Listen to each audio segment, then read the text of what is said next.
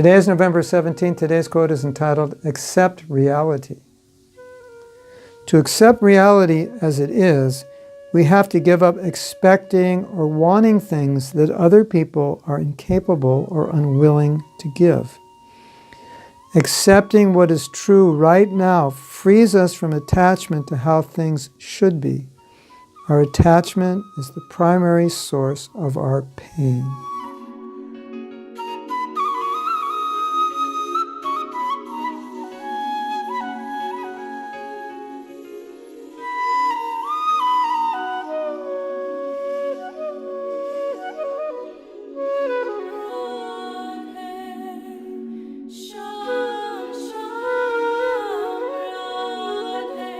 We know we're not controllers. I mean, philosophically, we know we're not controllers. But this quote is talking about this need to control. And expectation is some form of control, because when I expect something, it's kind of like, it's like I don't accept that it's going to be the way it's going to be, but I expect it to be a certain way. So it's some kind of control.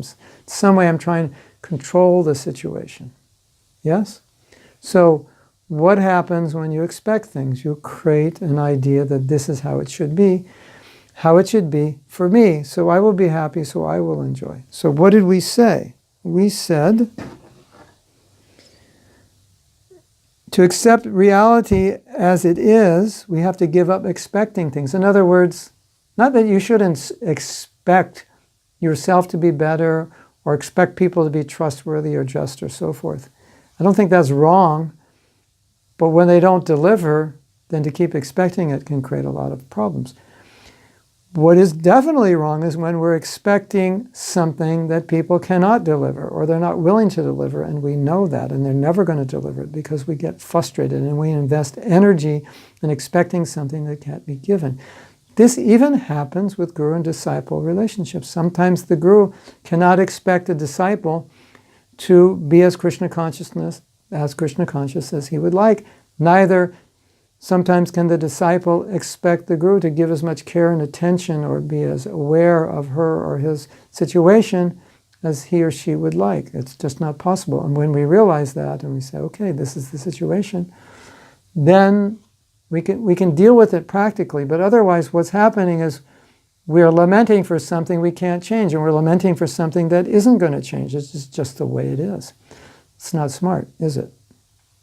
In fact, it's really stupid. Isn't it stupid to expect something to change that's never going to change because you just get completely frustrated? Sometimes we see people frustrate themselves right out of Krishna consciousness because they expect that something should happen a certain way, and it doesn't, it never will. And they get so frustrated with that expectation, they just leave Krishna consciousness. Well, they didn't have to. They just could have adjusted to the reality. No, this is how it is. And if your needs are not being met, you're going to have to find another way to meet them in another situation. And this is not the situation. So that's okay. Meet them in another way. Just accept that reality. What else do we say? Accepting what is true right now frees us from attachment to how things should be. Oh, I had my picture of how it should be, but it's not how it is. And so it frees us from all that anxiety. Our attachment is the primary source of our pain. I even realized this before I was a devotee, that I could see how when I was attached to something, I was just, if I didn't get it, I would be frustrated. And then when I become detached, then because there's no attraction and aversion anymore, there's no field for causing suffering. I could live with it, I can live without it. It's just like, let's say I have an expectation, but can I have a detached expectation? Yeah. I would like it to be this way, but if it's not going to be that way, it's okay. It's just, I'll deal with it. That's detachment. So expectations are fine if there's reality backed up with it. Expectations can inspire us. They can make us better. We can work harder. We can expect more in a relationship and so on. But when it can happen and we expect it, then it's like so frustrating. And if we want to be Krishna conscious, just like Krishna says in the 2nd chapter of the Gita, you have to be equipoised. So if we allow all these things in this world to frustrate us, to get on our nerves, to aggravate us, it depletes our Krishna consciousness. Okay, this didn't happen the way I wanted it to. This isn't happened the way it should have happened. What happened wasn't even right.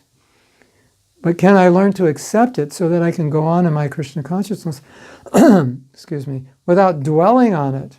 Oh, this is so bad, he's so bad, she's so bad. And then it's destructive to our heart. It's destructive to our consciousness. It's destructive to our bhakti. And so what's the point? It's just, this is how it is. Can we go with that flow? This is just how it is. Learn to deal with it, accept it. Then we avoid so much pain. And more importantly, we preserve our Krishna consciousness.